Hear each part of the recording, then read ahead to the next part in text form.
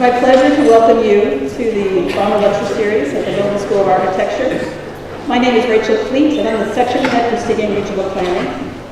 And I have the pleasure tonight to introduce someone that I've known for about 15 years, who I first met when I moved to Seattle. And when I moved there, I knew that the Office of Neighborhoods in the City of Seattle had a very good reputation. And then there was a mayoral election. And the next thing I heard was that the director of the Office of Neighborhoods, who had been there for 14 years under 3 different mayors, had been let go. And that's Jim Diers, who's speaking to you tonight. The reason he was let go was because he did too good a job organizing the neighborhoods, teaching the neighborhoods how to find their assets and work together to produce unique solutions to their own problems. So Jim's work has taken him all over the world. He also wrote a book about planning the Seattle way. And his work has taken him to Australia, to Asia, other Europe, where he does workshops and teaches communities how to do these processes of thinking about assets and then taking action so that communities see that work actually happens. So I hope you enjoy me tonight. He's going to talk a lot about how people can work together to create authentic neighborhoods using strengths that are based in places and the people in those communities. So I'll give you Jim Diers.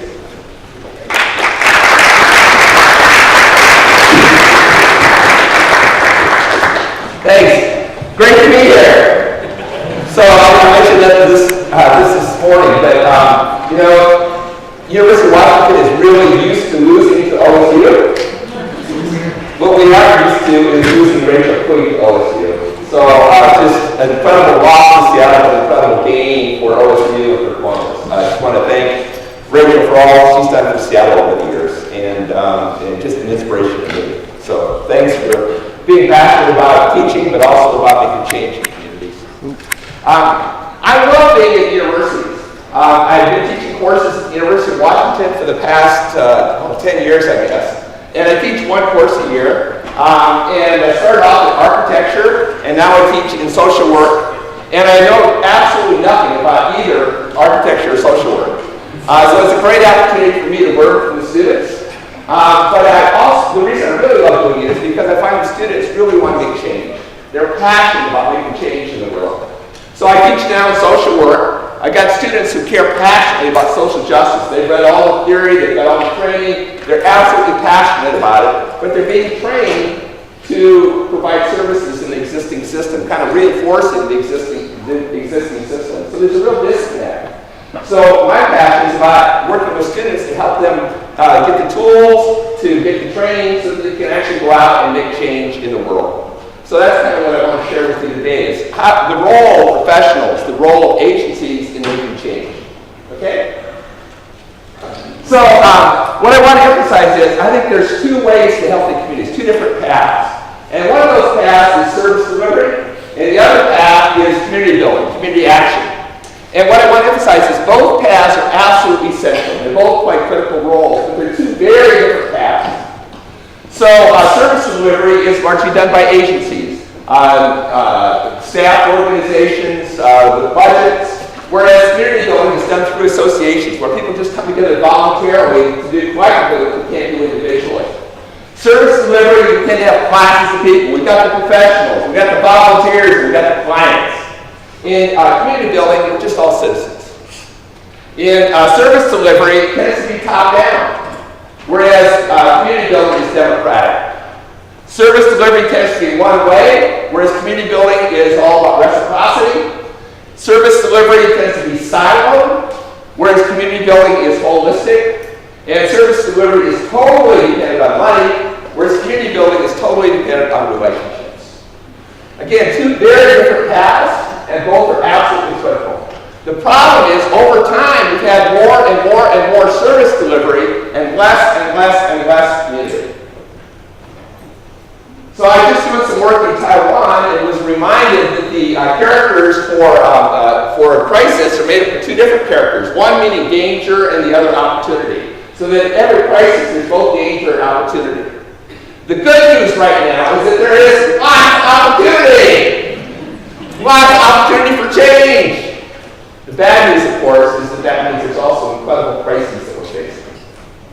And the first crisis that I think is causing some change in how we look at things is the crisis of our democracy. I used to work as an enlistment-style community organizer, fighting city government, so this is one of the actions I organize.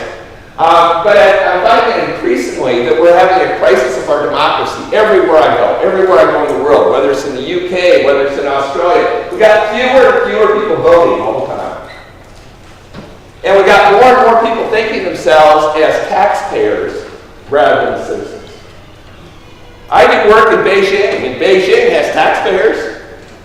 So how are we any different, our form of government, than the government in China? So people are starting to realize we need to bring back our democracy. We need to figure out how do we start engaging citizens to see their strength rather than just seeing them as a population to be serviced. Second major crisis we're facing is economic crisis. Huge budget cuts, not only in the United States, but everywhere I've been. Huge budget cuts in New Zealand, huge budget cuts in the Netherlands, everywhere, UK, everywhere. And so government's starting to realize they can't just do business as usual. Nonprofits are realizing they can't do business as usual. The very time people's needs are so great and increasing, our agencies have fewer resources to respond. Starting to recognize that neighborhoods, communities aren't just places with great needs, but they're places of people with incredible untapped resources. So this crisis is helping us to start thinking about communities in a new way. The communities have incredible untapped resources. The third crisis we're facing, of course, is the crisis of climate change.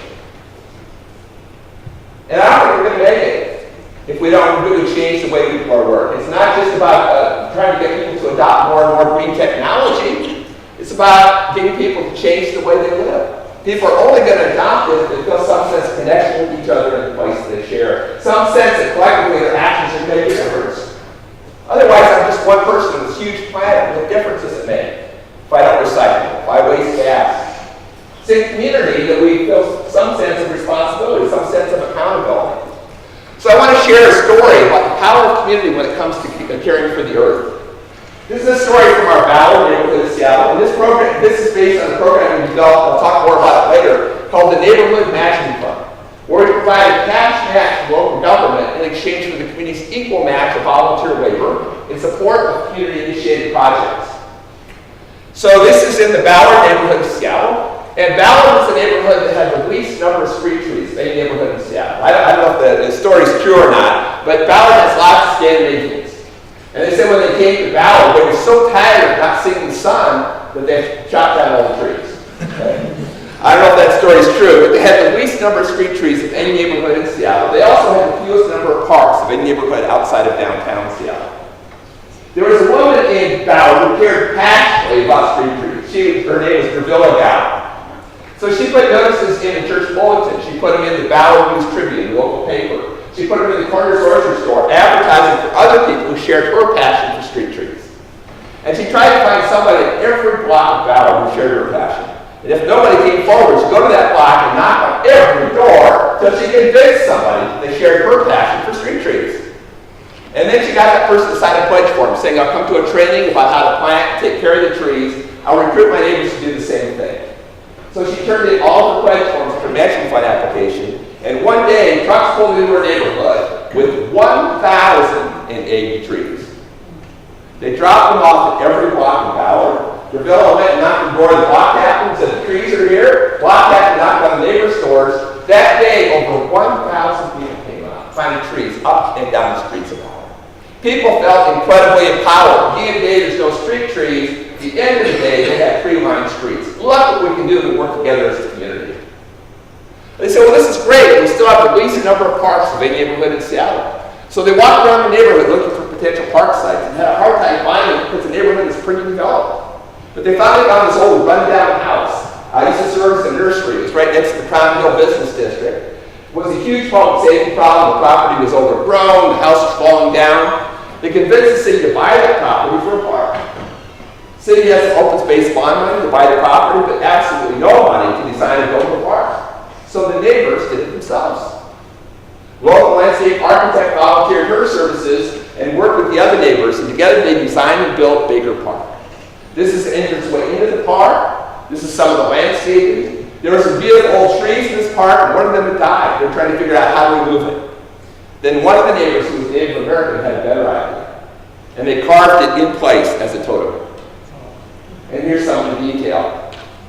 A bear with a frog in its mouth, kind of a symbol returning nature to the city. This group went on and tore up all the asphalt around the local school. They call it a Gray to Green project, an example of the kind of innovation that comes out of community. Now we're doing it around a lot of our schools, but it started with a community initiative. Much better for the environment, so the water can percolate through the soil, but much better for the kids and the neighbors because they have a green place to play. This is opening day, and it had a sedentary Sousa band performing for the dedication. This is a piece of land that was platted as a street. Never developed because it's too steep. There's houses on either side, owned by the transportation department, but not good for transportation, so it just became overgrown. Huge problem with rats in the overgrowth. The only thing they tried to go up were four-wheel drive vehicles. They challenge each other, race their engines in the middle of the night, spin their tires, drive the neighbors nuts. Neighbors finally went out with picks and shovels, dug through the heavy hard pan clay soil by hand, hauled those timbers up the side, terraced that whole problem hillside, and turned that problem property into a community garden.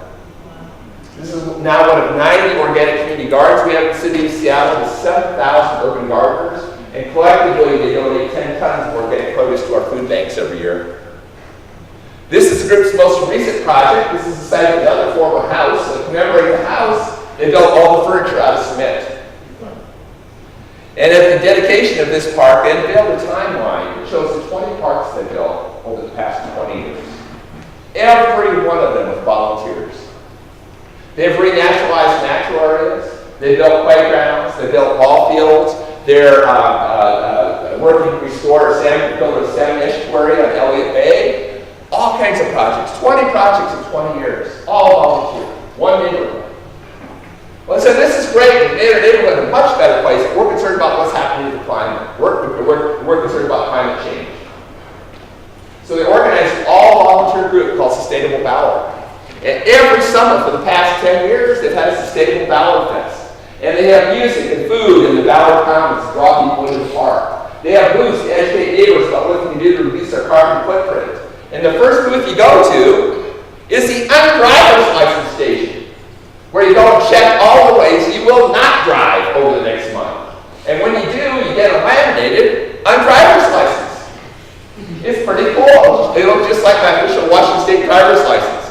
So Julia Fields, the one who organized it, she says, I'm going to walk, I'm going to bike, I'm going to take transit, etc., etc. And when you get your undriver's license, it entitles you to drive the shuttle bus. This is like a Fred Flintstone mobile. You know, it's pedaled by feet. It's going down the streets of Ballard, gets everybody's attention, gets people thinking, what can I do to get out of my car? What can I do to reduce my carbon footprint? This now has created a movement. All the neighborhoods around Ballard organize their own all-volunteer sustainability groups. All suburban communities around Seattle have done the same. We now have 67 of these all-volunteer organizations, and collectively they call themselves Scouts. Sustainable communities all over Puget Sound. And it all started with Brazil gals and those street trees 20 years ago. There is incredible untapped potential in our communities. And I swear it's the only way we're going to deal with climate change. Margaret Wheatley said, whatever the question, community is the answer. We're starting to realize that government can't do it all, that nonprofits can't do it all, universities can't do it all. We also need community. You know, we spent more and more and more money over the years in public safety programs, so-called justice programs. We've got more and more people behind bars, and people aren't feeling any more safe. We spent all kinds of money in health initiatives, and people aren't any more fit. All kinds of issues that we aren't able to solve with professionals alone. Here's an example of something I think communities are uniquely capable of, which is caring for one another. This is a story from Wodonga, rural Australia, in Victoria. A group of neighbors wanted to build a community garden. So they approached the local church, said, can we tear up your grass and put in raised beds? And they said, sure. So they tried to figure out how to build them, and they contacted the men's shed. You know the men's shed movement in Australia? Oh man, it's so cool. So every town in Australia has a men's shed, a big building where they have all kinds of power tools. And retired men get together in these men's sheds and make things for the community. They make wooden toys for the kids for Christmas. They renovate facilities in the community. It's a fantastic program. It's a great mental health strategy for the men because they're able to talk about issues with the blokes that they aren't able to talk about at home. It's a great way for them to have an excuse to escape their wives for a little while and just hang out with their friends and drink some beer. Okay? They do a lot of mentoring with young men who are in trouble, and they teach them woodworking skills, but in the process they also teach them life skills.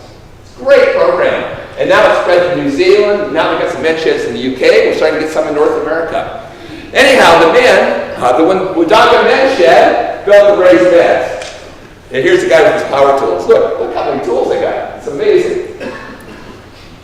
So they built the raised beds. But what I loved about this project was the whole community got involved in this. You can see the kids, everybody got involved in filling these raised beds with the dirt. They reached out to the Mutual Assistance Association for new immigrants and refugees. And they were really excited about it because they had a place to grow food that was indigenous to their cultures. There was a role for the senior center. This guy's watering plants. And the crops grew, and they realized they had a commercial kitchen in this church, and they approached the church and said, can we use your kitchen? They said, sure. So a local chef came up with the most amazing recipes. And the whole community came together to pick the produce and to prepare. This is the women's group in the local church. The high school student club got involved. Across the street is an institution for people with intellectual disabilities. They are no longer the people with disabilities. They are the community chefs. They're so proud. Here they are making pasta.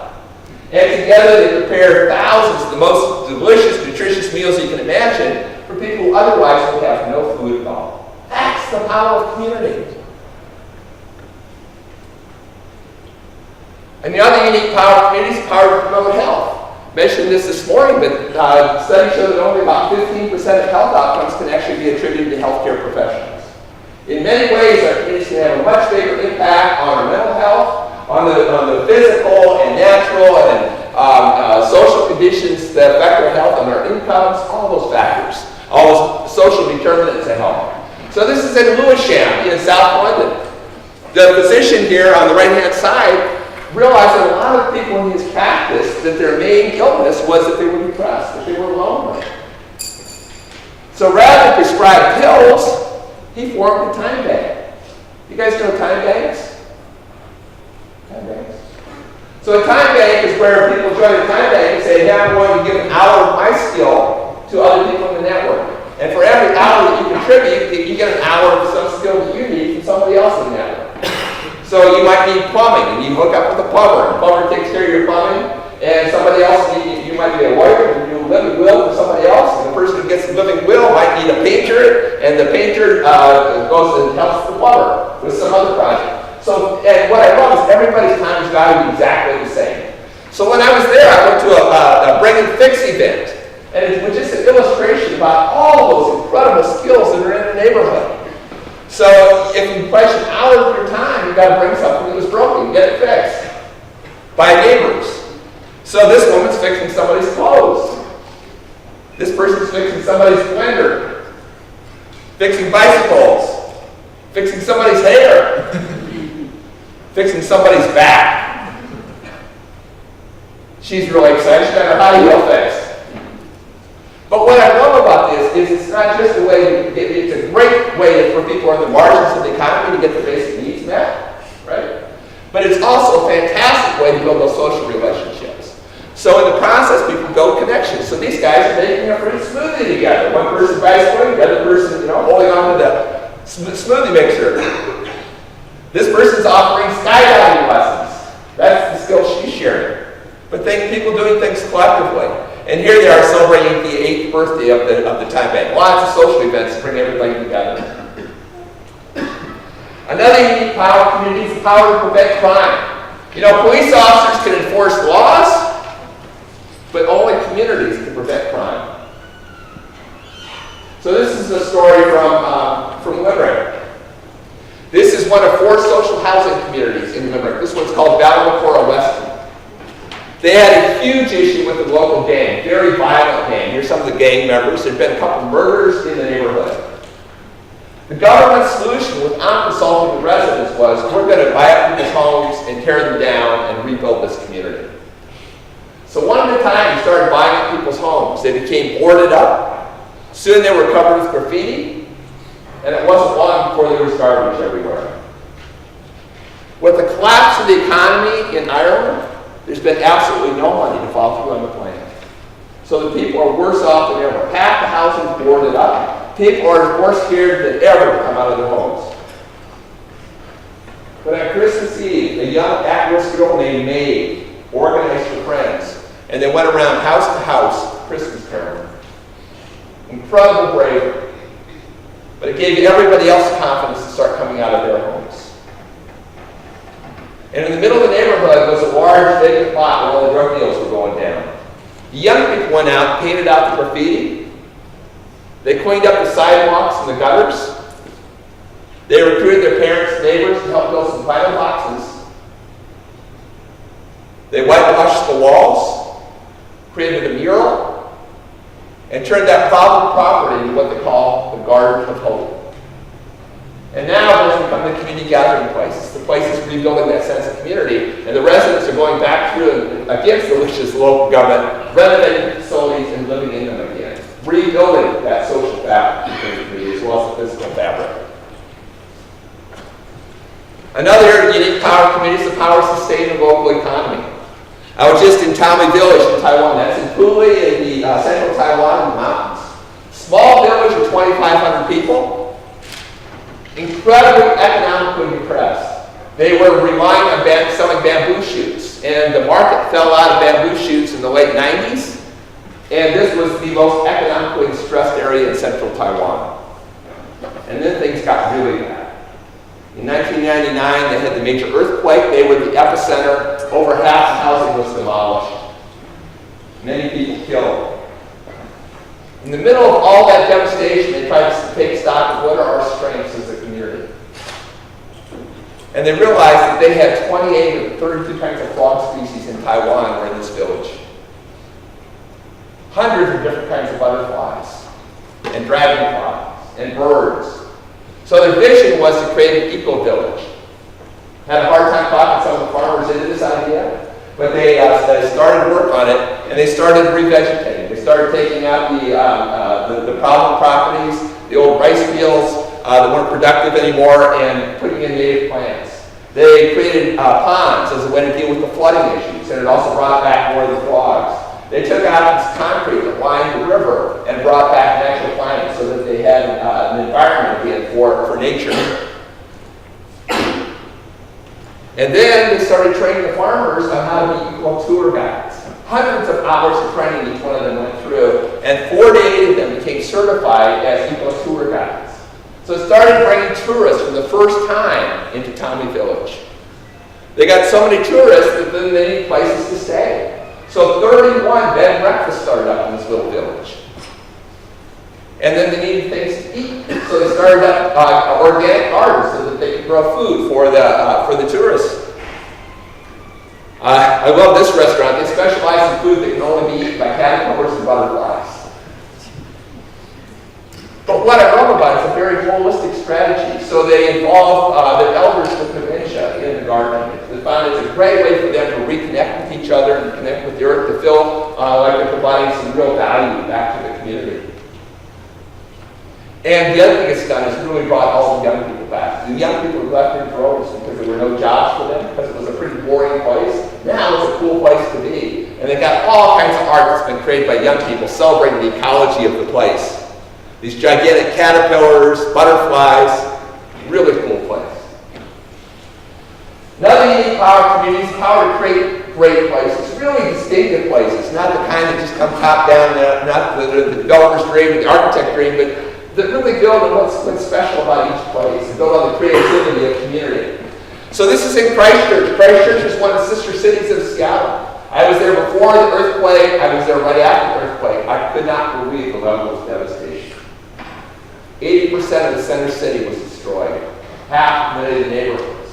Vacant lots everywhere. But the community started to see those as opportunities and said, we need to create spaces again where we can come together and rebuild our social fabric.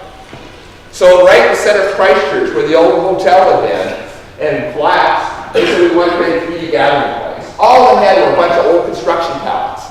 So they came together and created the Blue Pallet Pavilion, all built by community members. I was there opening day when they opened it up. It's beautiful. They have all kinds of greenery growing in it. And every time I go back, they've got some kind of event going on. They've got concerts. They do poetry readings. The last time I was there, they're having the Indian festival with the colored flower that they were throwing at each other.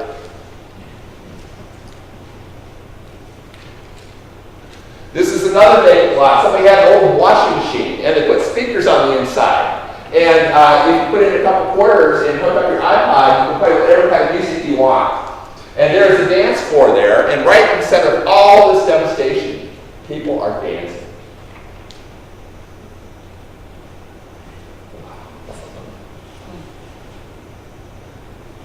Another vacant lot. And they whitewashed the walls to create a movie screen.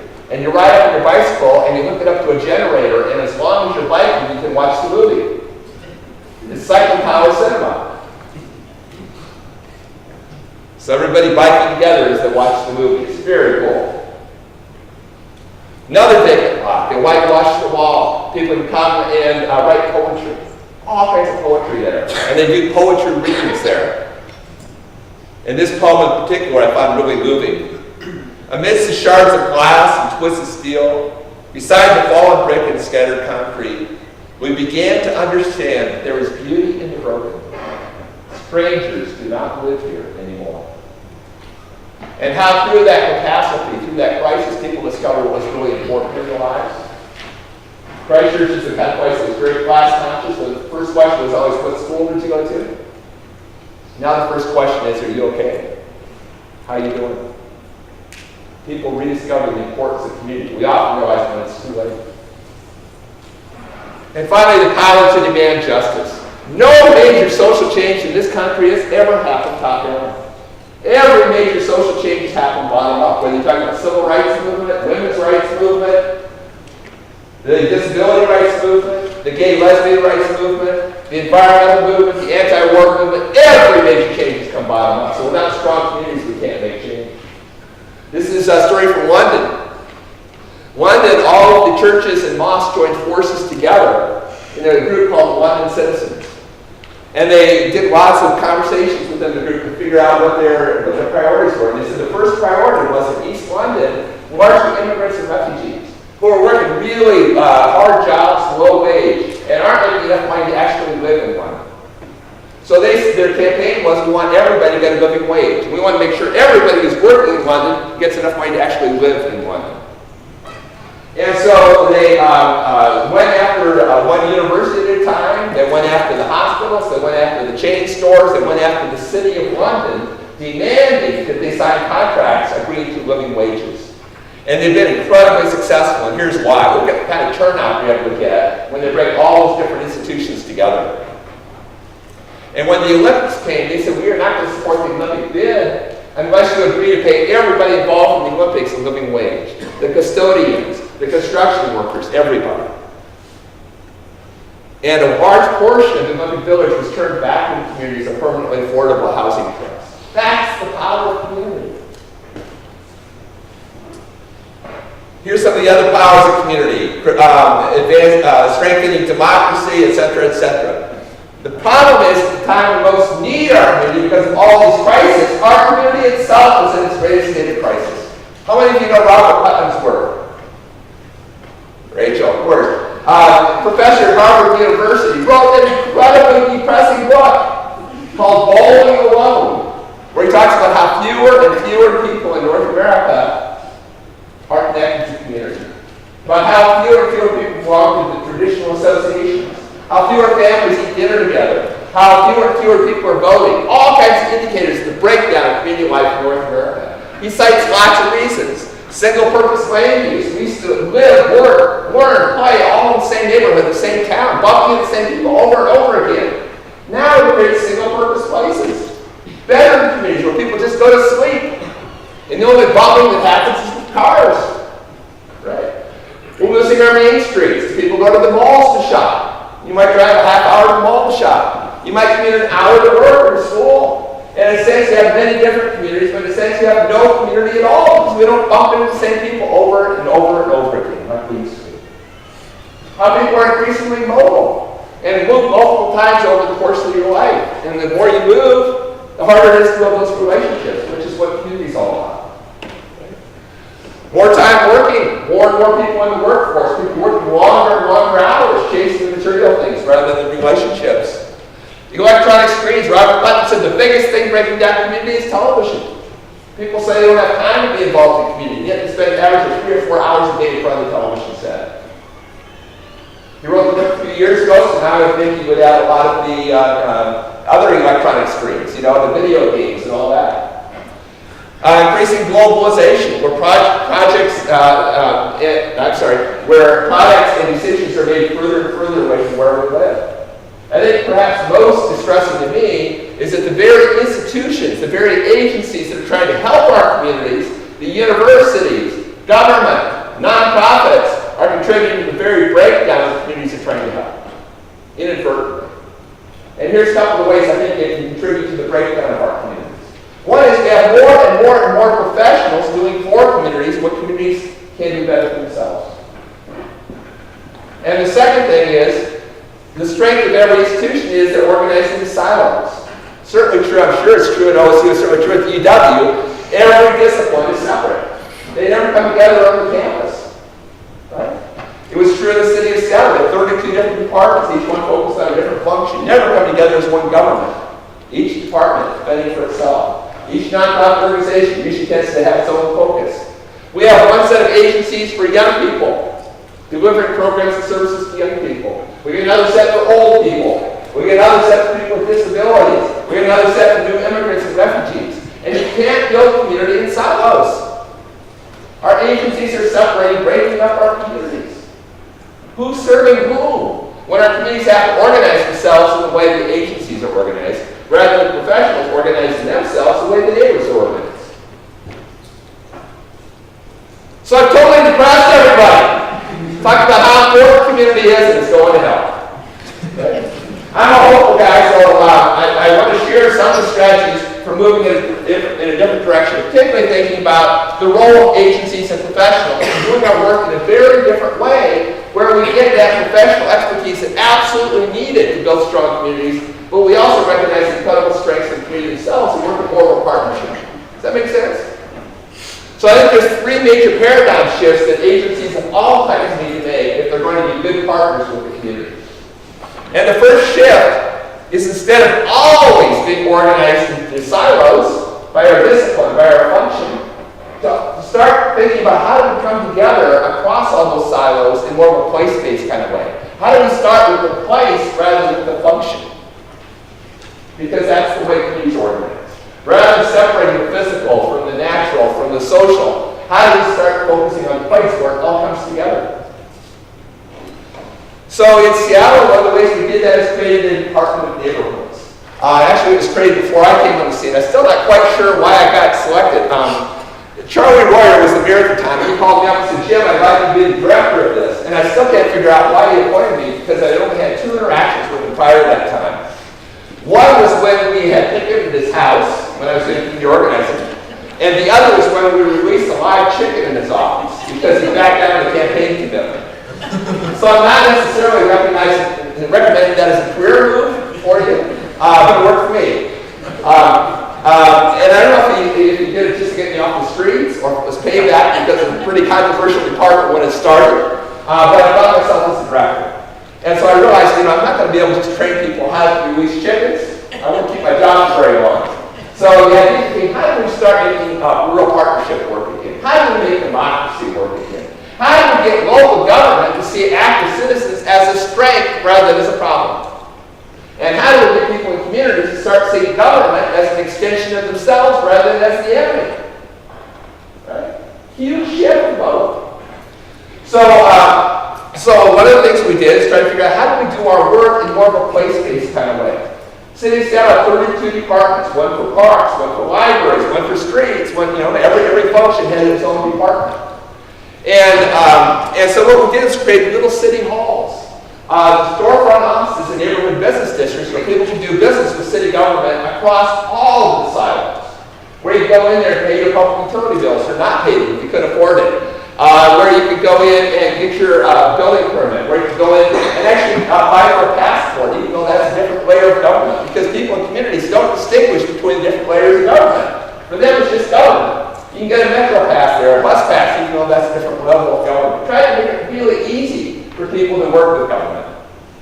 But the key resource we have in each of these little city halls is somebody we call a coordinator. Somebody who works for the Department of Neighborhoods, but is really clear that their job is to work for both the community and government. They often refer to themselves as overt double agents. Working for both government and the community. And their job is just to help bring the two together. Not to advocate for either one, but to be there just to bring the two together. So they're really tied into all the local associations and help bring them together so they can start to meet each other, develop common vision, develop consensus, so they're stronger. They also help connect those associations and individuals with all the departments, helping them get the resources they need. They help the departments work more effectively with the neighborhoods because they have all the relationships in the neighborhood. So each department doesn't have to fend for itself. It's a whole lot more cost-effective than the old way, where each department was doing its own outreach, but just doing it through sending out press releases or doing it, more of a top-down websites, doing more of a top-down kind of way. Instead, we pool the resources and make them available to all the departments. Much more cost-effective, much more community-friendly. Second major shift that agencies need to make is to move away from this map. And this is an important map, but it's the map that we often say agencies need needs. It's a good thing there are needs in the community, or you guys can have a hard time finding jobs when you get out of here, right? And it's a good thing we have professionals because there's some things communities don't do so well.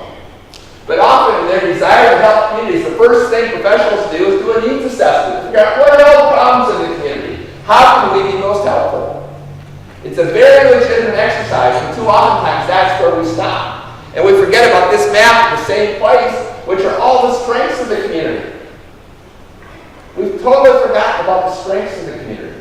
And our communities have started to internalize that map we've created of them, and they're always focusing on the problems in their neighborhoods. And they're always looking outside the neighborhoods for all solutions, because they don't have that map of their strengths. They've lost track of that. And I would argue that this is the basis for partnerships. If the communities bring nothing but needs to the table, all the power is with the professionals. If the community is bringing their resources to the table, their knowledge, their skills, their passions, it's a real partnership. They're bringing them real value. Then there's a reason for government to partner with the community. There's a reason for the university to partner with the community, because everybody wins in the process. So one of the ways we did this was through the program I mentioned briefly before, the Neighborhood Action Fund. Part of the reason there was a Department of Neighborhoods created was because there was huge friction between City Hall and the neighborhoods at that time. This was in the late 1980s. And part of it was because of the huge growth pressure Seattle was under, and we had incredible changing character of our neighborhoods. So people were losing the character of the neighborhoods that they prized so much. As we got ugly apartment buildings coming in, and huge problems with traffic and parking. And other neighborhoods, the issue was gangs, increasing gang activity, drugs, violence. And people were blaming government, saying, we're paying our taxes, how come they're taking better care of us? Right? All over the city, people were becoming increasingly active, voting out city council members. There was actually an initiative put on the ballot for capital-headed downtown skyscrapers because people saw the Columbia Tower as a symbol of the growth that they were so angry about, and a symbol that all the resources were going downtown to develop this project rather than to community priorities. Okay. So when we started the Department of Neighborhoods, we said, how about creating a fund for projects that have been a priority for neighborhoods but haven't been a priority for City Hall? Because neighborhoods would go to City Hall and say, could you do this project? The response from the elected officials was, look, we can't. If we did that project for you, we'd set a precedent. We'd have to do it for all the neighborhoods. We can't afford to do it for all the neighborhoods, so we're going to do it for anybody. So he said, for projects like that, projects have been a priority for the community, but not for City Hall, how about if we meet the pathway? How about if we provide a cash match to City Hall in exchange for the community's equal match of volunteer labor, valued at $10 an hour, or professional services, valued at the going rate? How about if we make this available to any group of neighbors? So this isn't for the nonprofits, it's not for the 501c3s, It's for any group of neighbors. You don't have to be incorporated, just come together and do a project. How about if we just fund one-time projects? So we're creating capacity rather than creating dependence. So we're not going to fund operating costs, staff, rent, any of those kinds of things. And how about all the funding decisions are made by the neighborhood leaders themselves? Took this idea to our city council. It was very controversial. Why should we put any money into projects that aren't our priority when we don't have enough money for everything that is? Good question. But finally, in a vote of 5 to 4, not exactly a mandate, they approved $150,000 for that first year. That first year with that money, we supported 22 community self-help projects. They were so valued that the next year our council voted unanimously to increase the fund to $1.5 million. And they subsequently increased it to $4.5 million a year. We celebrated the 28th anniversary of the Neighborhood Matching Fund program 2 years ago. Over that period of time, more than 5,000 community self-help projects happened across the city of Seattle. Greatly contributed to the quality of life in the neighborhoods, reinforcing what's special about each place. The city's $60 million investment over the years established $85 million in community resources. They're the old model where people looking to government to do everything, never would have been active. But the best benefit is it's newly involved tens of thousands of people in community life because we've finally given people a way to get involved other than going to meetings. And people in Columbus may be different from people in Seattle, but in Seattle, not everybody likes to go to meetings. They just want to make a difference in their community. So unlike with meetings, with these projects, it's a short-term commitment. It's not a life sentence. There's always a result. And there's a role for absolutely everybody, for young people, for elders, people with disabilities. People would never come to the meetings. For construction workers, architects, engineers, everybody can get involved and contribute their skills to this program. So here's some examples of some projects. Every one of our playgrounds in Seattle, both in our parks and our schools, have been redeveloped by the community. Used to be every one of our playgrounds looked exactly the same. I think our parks department got a really good deal. You knew what that fiberglass playground was going to look like, no matter what neighborhood you went to. This is the first playground to be developed through the Matching Fund in the Alki neighborhood, 22 years ago. When they had the design meeting, some of the kids showed up in wheelchairs. And they said, we want to make sure that every kid in our neighborhood can utilize this playground. So they built the first wheelchair-accessible playground in Seattle. We see over and over and over again, innovation comes out of the community, not out of the bureaucracy. This is in Carkey Park in northwest Seattle. This group had worked for 20 years, volunteers to clean up Piper's Creek to make better salmon habitat. 20 years. Nancy Monroe was the volunteer leader. And they went out and educated neighbors about not using fertilizer, not using pesticides to keep the water clear. They removed the invasive plants, reforested with native plants. They built salmon weirs. After 20 years of work, I got a call from Nancy one day. She said, Jim, the salmon are back. I raced across the city. I lived at the opposite corner of the city. I raced across the city, got to the park. There were hundreds of people celebrating the return of the salmon. They all played a role in making that possible. They said, well, now we got salmon back. We want to get kids into our park. We need a playground. So they had a design meeting, and one of the kids raised his hand and said, I want a salmon playground. And all the adults are scratching their heads. Nobody had ever seen a salmon playground before. But a local artist said, I got an idea. And he built a 19-foot-long salmon. It's so big, you slide in the mouth, and you cut out the tail. And then you go into a cave, and you climb over boulders, and it gives kids a sense of the struggle that salmon go through to get back to the city of Seattle. So here's where you go in. It's pretty scary. And you slide through, and you end up in a foam rubber sea. All kinds of facilities have been renovated by community volunteers. This is a log cabin that was rotting away in West Seattle, and community volunteers renovated it to become an historical museum. We don't just fund neighborhood communities, we also fund communities of color, because oftentimes, particularly immigrant and refugee communities, will identify with their cultural community before they identify with a particular place. So this is our Eritrean community that was concerned they were losing their kids to the streets. So they used matching funds to build a new cultural center to bring their young people back into their community. This is in our Soto neighborhood. Huge, this is the warehouse industrial just south of downtown Seattle. Huge problem with graffiti in the backs of the warehouses because there were no eyes on them at night. And this is the gateway to Seattle. This is how our light rail comes in. So the first view that tourists and commuters get of Seattle each day, it looked terrible. Mike Behringer here worked in a local factory. He was embarrassed about this image of his neighborhood. Had a great idea. He called it an urban art corridor. He says, why don't we see the backs of these warehouses as potential canvases for murals? And, but he had an even better idea. And he worked with our court system, and he asked the judges, could you offer the kids who get busted for graffiti an alternative sentence where they could come and help us to create murals? Wasn't an easy decision for the kids because they had to dress appropriately. They had to come to work on time. They had to get life skills training. But every young person was mentored by professional artists. And young people create every one of these murals. And we found that as long as the kids were involved in this program, not one of them reoffended. The problem in Seattle is you can only paint outdoor murals 3 months a year because it rains the other 9 months. So Mike came up with another great idea. I got a local warehouse to donate their space, and in there they create murals that form by sheets of plywood. They put those around construction sites to beautify the construction sites. The developers pay for the murals, and it keeps the program sustainable over time. So they've now created over 1,500 murals for this program, and more than 5,000 young people participate. And you don't have to get busted to get into the program. We didn't want to create negative incentives. Fremont neighborhood, one of our first projects, we thought it was going to be our last. They were having huge public safety problems under the bridge. There was drug dealing happening under there. There was lots of illegal dumping because under the bridge was good for nothing except holding up the bridge.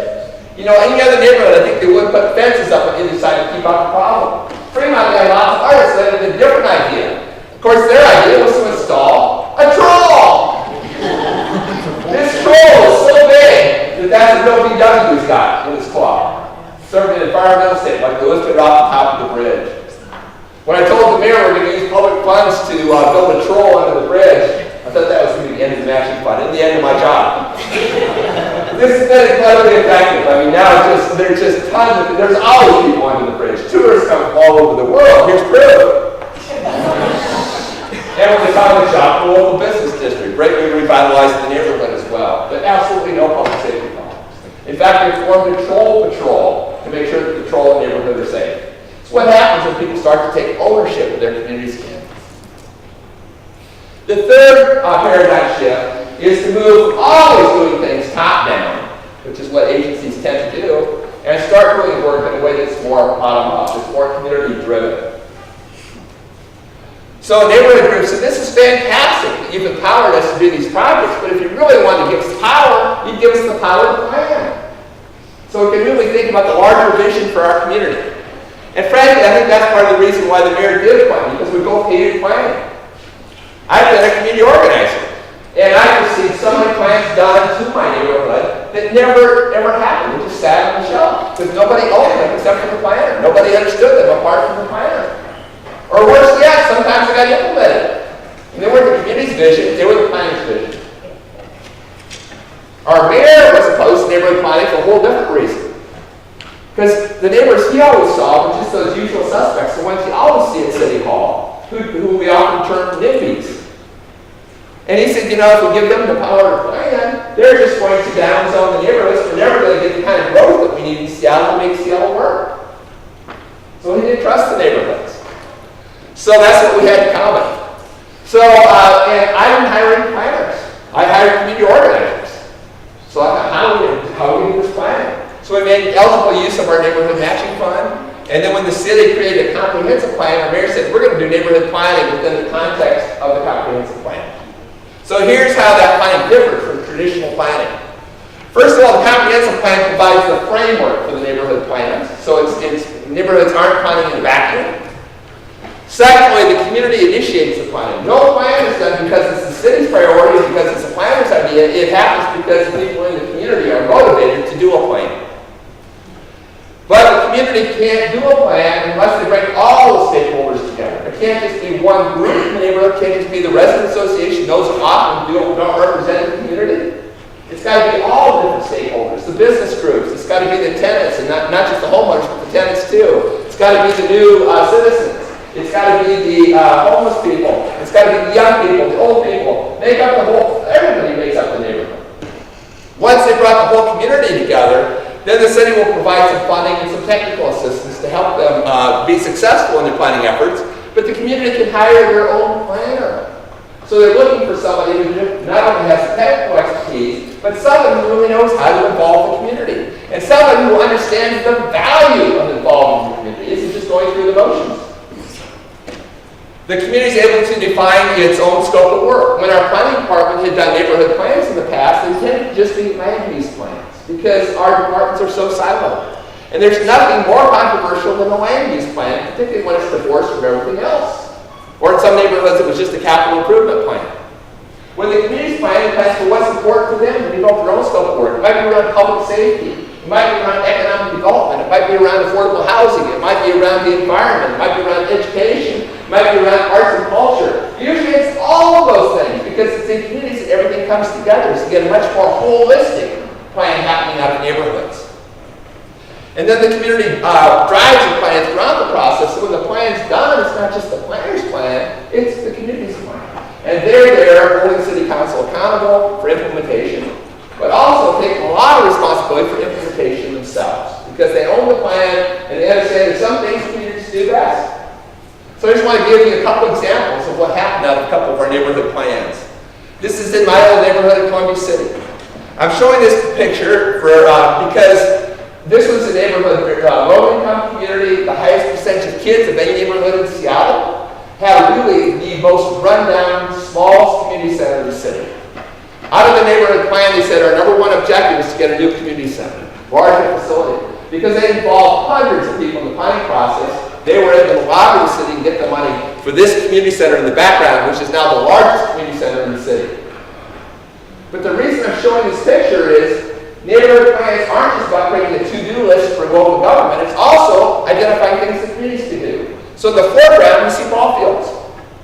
My wife, as a volunteer, started out a girls' softball program in Rainier Valley, so girls had an opportunity to play ball, because there wasn't anything for girls. She organized this fantastic Little League district, softball district, and then realized there were no ball fields. They were all being used by the boys' programs. So she went out, organized the parents and the kids, and they built their own ball fields. There's 3 ball fields right in front of the Rainier Community Center. We built a couple dozen ball fields, all done by community, out of neighborhood planning. We had a local school right in that neighborhood. And as with all schools, it has a very limited focus. It's in a silo. Its mission is to educate young people. So the school is only open when they're educating young people. Our schools are used about 18% of the time. They aren't open at night, they aren't open weekends, they aren't open during holidays, they aren't open during the summer. So out of our neighborhood plan, we got the school to open at night for community use, where community members teach their skills for free to other community members. Where there's a computer center, kids are teaching their parents how to use the computer. Where there's an auditorium for community performances, gymnasium for community recreation. Or we tore up the asphalt around the school to put in raised beds for community use, as part of the environmental curriculum in the school. Our city government had wanted this for years. Was talking to our school district, couldn't make it happen. The community could make it happen. So communities can give local government a lot more leverage because they're electing the school board members. They're accountable to the community as well as the city council. Right? And the other huge recommendation on this neighborhood plan was that we had a business district that, as with many of our main streets in the United States now, was largely closed out. So out of the neighborhood plan, we said we as a community are going to take responsibility for this. So as a community, they did all kinds of projects. They had a dairy plant that was a block-long blank wall coming into the neighborhood, and the community created this mural, showcasing what we love about our neighborhood, its multicultural heritage. We had a supermarket that had closed, and people in the community out of the neighborhood plan said, let's see this as an opportunity. Let's start a farmer's market on the parking lot of that supermarket. We now get 2,500 people out at night, on Wednesday nights for the farmer's market. When they come to shop in local retail, go to local restaurants. This was the most run-down storefront in the neighborhood. People said, let's renovate that. Let's make it a bike store, because we have no bike store in the community. Let's make it a non-profit bike store. So volunteers renovated this building with Seattle Bike Works. They got people to donate to these bicycles that hadn't worked for years. And they teach at-risk youth how to repair the bicycles. And every kid in the graduation program earns his or her own bicycle. Now hundreds of kids have earned their own bicycles. They have a bike club. They do regular bike rides around the neighborhood. They do an annual bike swap, so as kids grow, they can swap for larger bicycles. They fix so many bicycles now, they're actually donating them to foster kids to homeless families.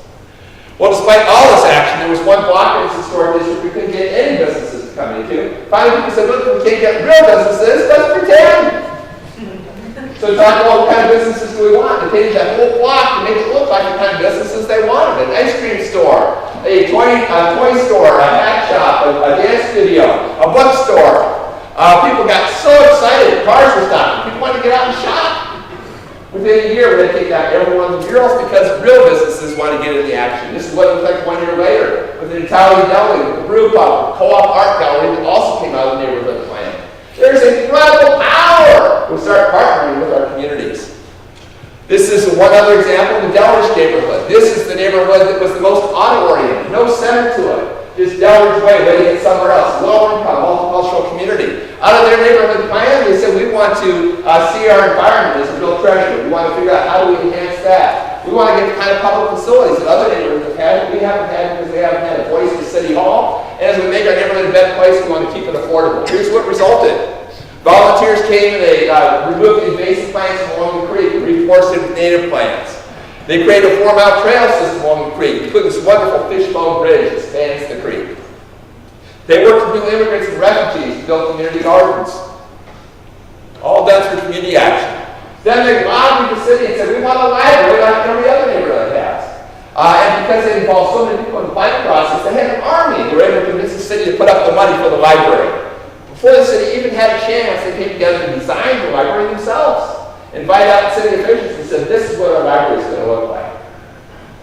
And as a result, they got a library with low-income housing on the law. Something that would never come out of our city government because our city government's in silos. Our library department just built single-purpose libraries. Our housing department just built single-purpose housing. We'll get much more holistic solutions coming out of the community. And this is a key recommendation. They had an old boarded-up school, Cooper Elementary School, built in 1917, historic school building. It had been closed for 17 years, boarded up, covered with graffiti, and the community had some visioning sessions about how to reutilize this building. And their top recommendation was, the one people voted for, was we want to create a multicultural center surrounding young people with the arts. So they raised the money themselves to renovate this building as Youngstown Cultural Arts Center. They invited me into the Interagency Academy, which is a school for kids who have been kicked out of other schools who hadn't had any breaks in their lives. And so we're going to surround them with the arts, give them every chance to be successful. Brought in leading youth arts organizations as the anchor tenants. Fixed up the old gymnasium, state-of-the-art movement studio. They also have a recording studio. They have the old cafeteria became a theater. And upstairs, the old classrooms, 37 classrooms, are now live work units for low-income artists. We'll help program space down below with the young people. It's opening day, 3,000 people showed up. Because they all felt pride, they all felt ownership. It was their idea. They raised the money. They selected the anchor tenants. They selected the artists. It was their kids who were performing. So here's what I see as the value of community-driven plans. Implementation actually happens. The plans don't just sit on the shelf. The resources are multiplied. The government's resources leverage the communities. Appropriate development occurs, respecting the unique character of the neighborhood and the culture of the community, rather than one-size-fits-all solutions that often come from top-down solutions. More holistic and innovative solutions result in a stronger sense of community scope and to bring the different factions together to create a common vision for their community. And I just want to close by saying I've given an example from Seattle, but the same thing is happening all over the world. And a lot of it's because of those crises I talked about before. And it's taken a little bit different forms, but it follows the same principles that I talked about. So in Brazil, they're doing participatory budgeting, where they started at the neighborhood level and developing the city's budget from the bottom up. They started in Porto Alegre, and now they're doing it all over Brazil. And that model of participatory budgeting, they're experimenting with in Chicago, New York, many places in the UK. In India, village assemblies. In many ways, Brazil and India are ahead of us in terms of figuring out new ways of doing democracy. In Japan, after the earthquake in Kobe, they started a huge community building movement all over the country because they realized the importance of community. In Taiwan, I got to speak at the graduation of hundreds of young people who are being trained as young community planners, volunteers leading projects and leading campaigns in their neighborhoods. They have community empowerment centers in every major city. In Singapore, I was just there. They're celebrating the old compounds, where the small villages where they had a sense of community, and trying to create 21st century compounds. But how do we, in this huge high-rise area, how do we recreate that spirit of community? I was been in Australia a lot. Every year, the Municipal Association of Victoria, the trade association for all local government in Victoria, has a Power of the People conference.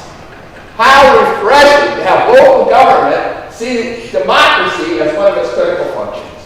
How many local governments have a Department of Democracy? How many local governments have a Department of Community or a Department of Neighborhoods? You know, they see the physical infrastructure as their mission. They see the social infrastructure. But who's paying attention to the social community? Who's paying attention to our democracy?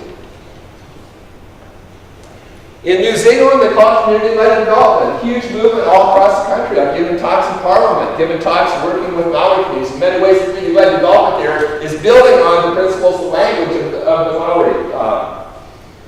In the Netherlands, they call it the butterfly, which is citizen power. All over the Netherlands, there's bottom-up planning. A lot happening in Thiel and Moss and Limburg. This is in Hogeveen. Hogeveen, we've got lots of little villages. Communities do their own plans, and then they take city budget and they have the people in the community vote on how to use the city's budget to implement their plans. And people put their tokens into the boxes of the projects that they're most supportive of, but there's never enough money to do the projects. So the community's always supplementing it with their own time, with their own resources. In the United Kingdom, I've done some work at 10 Downing Street, and there they recognized huge budget cuts in the UK, and they're saying we're going to invest huge money in our communities because we don't have any money. That's where the resources are. So they're training 5,000 community organizers across the country. They're putting 120 million pounds into a neighborhood matching fund modeled after ours in Seattle. Of course, when I'm in 10 Downing, I also remind them that this is great to see the community as a value, but there's also value in government. Right? And they're making way too many cuts in their government. We need both. Again, we need the services and we need community. So, my final slide. How can professionals help when you all get out of school? How can you help? Okay? The first thing, do no harm. Before we go out and start helping communities, let's reflect on how we're doing our work. And then often, inadvertently, we're harming the very communities we're trying to help. So this is the Hippocratic Oath for community development workers. First one is, don't distract the community from its own priorities. I've seen this over and over again. The agencies, government, nonprofits are always out there with their agenda, trying to get the community's input on what's important to them. We use very little time for the community to focus on what's most important to the community itself. Secondly, forcing the community into agency silos. Don't take people's time without showing results. Can't tell you how many times I experienced this in local government. We're democracy, so we need to act like one. So automatically, we always have lots of public process around whatever project or issue comes up. But haven't always thought through ahead of time, how are we going to use what we hear? And even if we use what we hear, we often don't feed back to people. Here's what we did as a result of what we heard. And if people don't see a connection between their engagement and results, they stop showing up. We have turned so many people off to citizen participation. So many people. We often complain about the usual suspects. It's our processes that create those individuals. We've worn everybody else down. Don't think of the community solely as people in places with needs. Start focusing on their strengths. Don't speak for the community.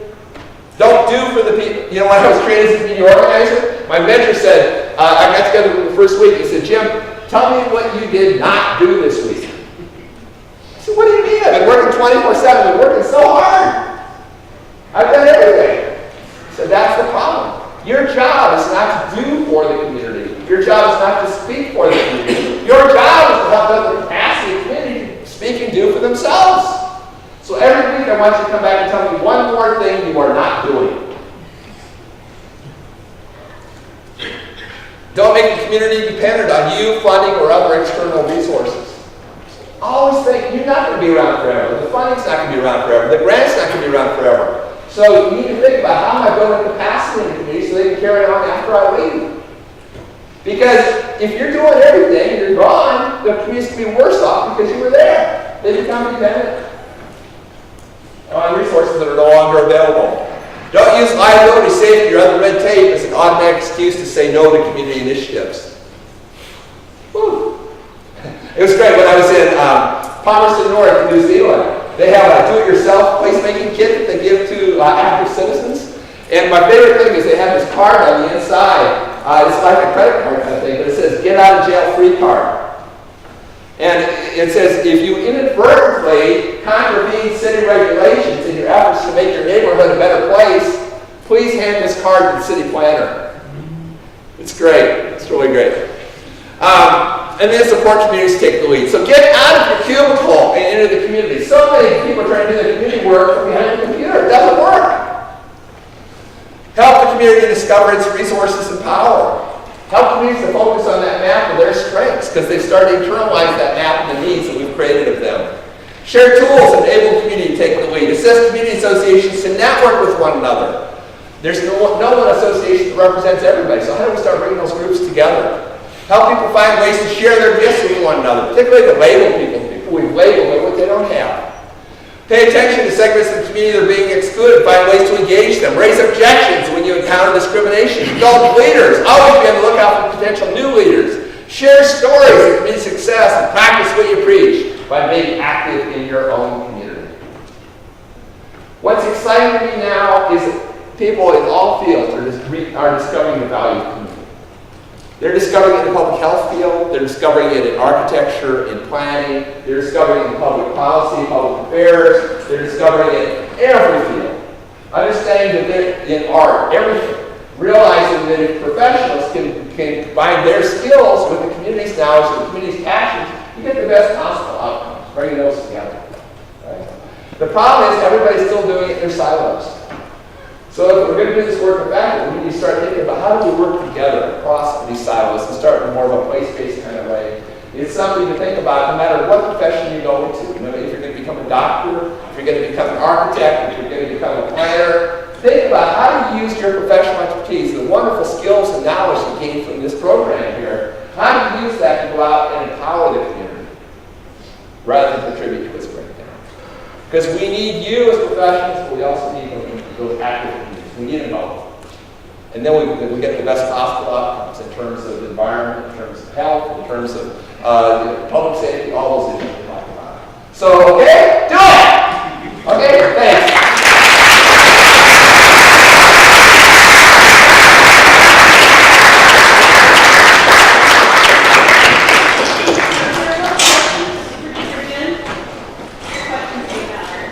This one right here.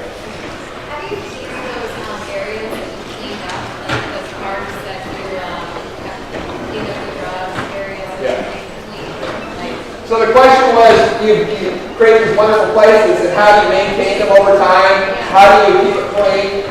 What I find is when communities build a project, they feel real ownership and they take care of it. So the first things that tend to happen is, if a project's built by local government, they always call government up to complain to somebody who has that the place is littered, that it's not being kept up, that there's vandalism.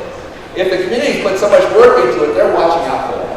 And I also find that other community members tend to treat those projects with more respect because they realize that they came out of their community. Yeah. The community members also tend to, because they put so much effort in making this project happen, they want to maintain it themselves. It's usually a fight in our city about who gets to maintain it. And before we sign a contract with the matching fund, we work out an agreement about a maintenance agreement about who's going to maintain it. And it's usually a fight. The city departments want to maintain it because you don't want to put anybody out of work, and you got union agreements, but the community can often maintain it at a higher level than our city can. But that's worked out before we sign a contract.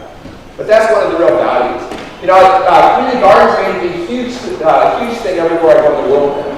And there's a lot of local governments that say, community garden is huge, we're going to go out and build community gardens. So the Parks Department goes out and builds gardens, and then they wonder why nobody uses them. And why nobody's maintaining them. Gardens are all built by the community. Absolutely no problems with me. Or use them. We've got a long waiting list of people that really have a sense of ownership.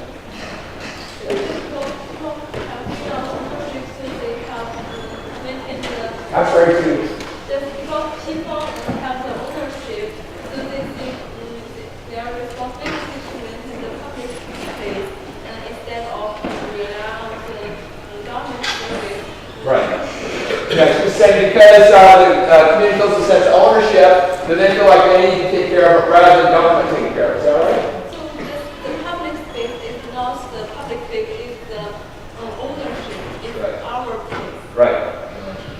So the question is, does it become privatized, or is it a small part of the community that owns it? So, first of all, we work out maintenance agreements about who is going to be responsible. And the general rule is if it's an existing public space, then it's up to the city usually to maintain it. If it's a brand new park, community garden, that the city doesn't have the resources for, then it's the community's responsibility. But the same policies, city policies is still public land, so the same policies about open use and all that apply to those parks that apply to the city maintained parks. They're all operating under the same policies. Does that make sense? So just everybody you walk into the neighborhood, so they kind of belonging. Just this is my garden. Oh, no. Yeah, good point. So with our community gardens, for example, at first we had a fight because people wanted to put community gardens in the parks. And the Parks Department said that is a private use of public land. I thought, well, how is that different than golf? You know? But we listened to them, and that's important. And they had some legitimate concerns that way. So one of the things we did was we mandated that every community garden have a public space. Some space is open to the community as a whole. We do not allow fences around our gardens. We think you gain security by bringing people in, not by fencing people out. So every community garden has a wonderful community gathering place. And that's one that is all maintained by the community. So it's a huge win for the whole neighborhood.